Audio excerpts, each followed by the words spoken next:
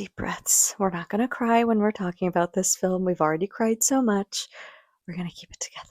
Okay. Hey everybody, welcome back. Today we are chatting about Chloé Zhao's Hamnet, a film I will never forget about the collective tears and sniffling and trauma that my fellow TIFF audience and I endured during our screening, but I mean that in the absolute best way. This is such a beautiful film. It is a heavy film, and yet still so hopeful in the end. It's kind of amazing. Hamnet stars Jessie Buckley, Paul Mescal, Joe Alwyn, Emily Watson, Chloé Zhao, and Olivia Lynes. Adapted from Maggie O'Farrell's 2020 book, this one tells the story of Agnes and William Shakespeare falling in love, having children, and then unfortunately having to live through the grief and loss of their son Hamnet. While Agnes is struggling and finding it hard to pick herself up and continue, William finds a way to forever immortalize his son in his work. Upon reading what this film was going to be about, I wasn't really sure how I would feel about it. Yes, I'm a huge crybaby. Yes, I do really enjoy Chloé Zhao films. Yes, I really enjoy Jessie Buckley and Paul Mescal.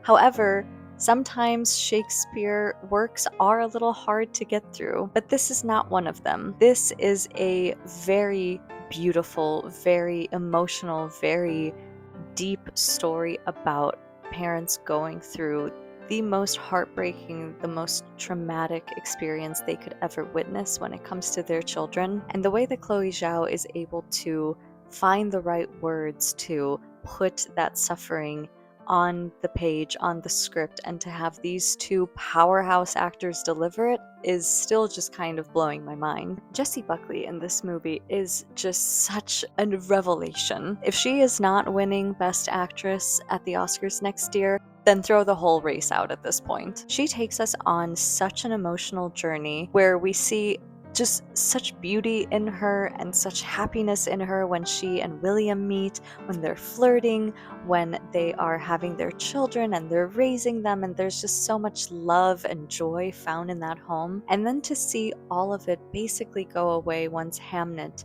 dies. She puts so much blame on herself. She was trying to protect him.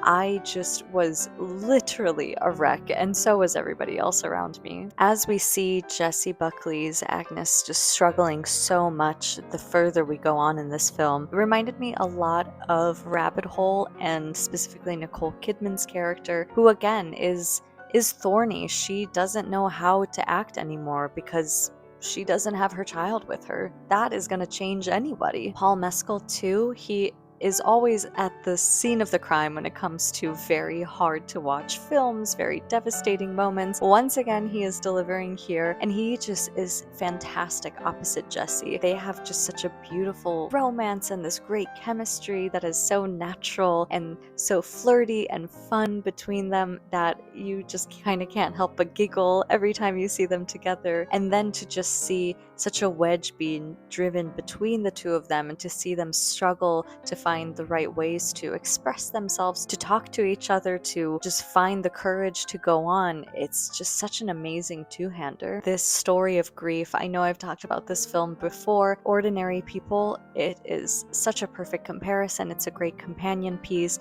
What do you do when you lose a child? How do you pick up the pieces? How do you just kind of go on with life? But I have to say, the child actors in this film, my god, they just absolutely devastated me. There is one scene where Hamnet is trying to make his little sister feel better after she has gotten the plague, and it is so beautiful. It is so emotional. It should not have been as heavy as it was, but Chloé Zhao came out with daggers for this film. These kids are amazing. I just love the way that they play, that they act as kids, that they are still able to find these profound ways to make such an impact. They're just genuinely incredible.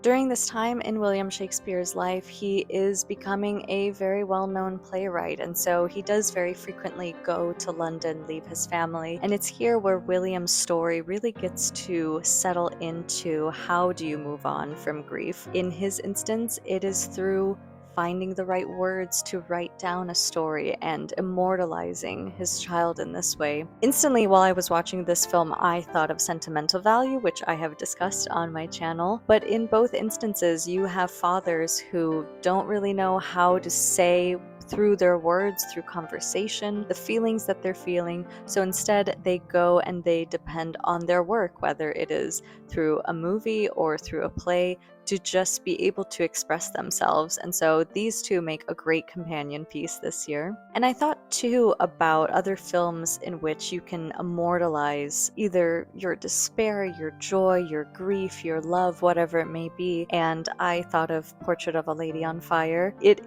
in a way and through unconventional means, does get to that message of finding a way to show and express yourself. As I have come to appreciate with other Chloé Zhao films, this one has such a down-to-earth and nature-y feel. I love all of these moments of Jessie Buckley's character going out into the forest. She has a very personal connection with nature. She kind of is like a town witch who can find any type of herb or can concoct any type of ointment or jam or whatever from just what is around her. So I love that connection to nature that she has. You can find that in Nomadland from Chloé Zhao. You can find that in The Writer as well. Just all of these profound, beautiful ways that she looks at the environment around her, captures it. It's so rich and so lush in this film. When we get into the final maybe 15-20 minutes of this film, it very much is taking place with Agnes and her brother watching Hamlet, Shakespeare's play. I will admit that I was never really good at deciphering Shakespearean English, and so it kind of lost me during this part, and I got really, really scared because I was like, I am loving this film. Please do not tell me that this is how we go out, that I'm just going to entirely lose my connection to this. But I'm very happy to say that Chloe nails this ending. It is just such a profound image at the end of all of these audience members like latching on to this actor who is playing Hamlet. It is a beautiful symbol to Agnes that even though her son is not there with her physically, his memory, his spirit will live on, not only just through her lifetime, but through generations and generations of lifetimes. And I just think that that is so beautiful. That just hits so hard with this film. And again, there is another great moment with Jacoby Joop where he shows up and just, without even having to do a whole lot, he just kind of kills me. And I think everybody in my theater just kind of let out a collective oh. So yeah, Hamnet really is just such a special film. It is in the top 5 for me of films of the year. I gave it a 4.5 out of 5. I could very easily see it going up to on a subsequent rewatch, but it filled me with so many different emotions, from just immense sadness and just being so moved to really finding hope and a sense of healing throughout it. It's a beautiful piece of work from Chloé Zhao. I feel like it'll be a big contender at the Oscars. I really hope it gets a Best Picture nomination. I'd love to see Chloe nominated in the director field, or at least be a huge contender for that lineup. She's won that award before, so I would hope that she has a lot of friends and respect in that regard. But like I said, Jessie Buckley, she needs to win Best Actress because she is delivering the performance of the year. There's been some questions about where Paul Mescal is going to go. Is he either lead or supporting? I think that there's a case to be made for both of them. I think I would say supporting because he does disappear for chunks at a time in this film, and I would love to see him on that lineup too. He does a fantastic job. The crafts are so beautiful. The cinematography, as I said, is just so rich and lush. So yeah, definitely catch this one. You will not be sorry. Thanks everybody for watching, and I'll see you here next time.